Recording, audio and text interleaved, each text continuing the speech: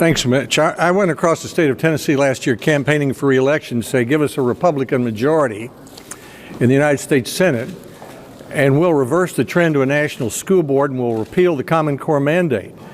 And today and this week, the Senate is doing just that, and the president's expected to sign it. The Wall Street Journal has said it's the largest devolution of federal control of schools from Washington back to the states in a quarter of a century.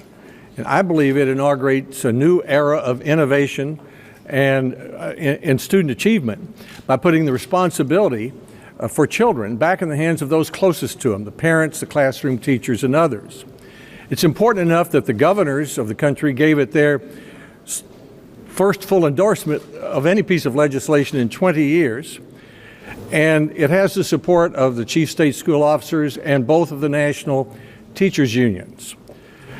But it's important to say that while this was done because we have a Republican majority, it would not have happened without Democratic senators, and especially Senator Murray.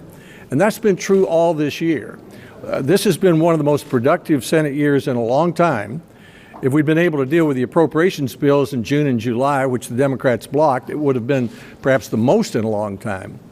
But we wouldn't have passed cybersecurity without Senator Feinstein. We wouldn't have passed education without Senator Murray. We wouldn't have passed the highway bill without Senator Boxer.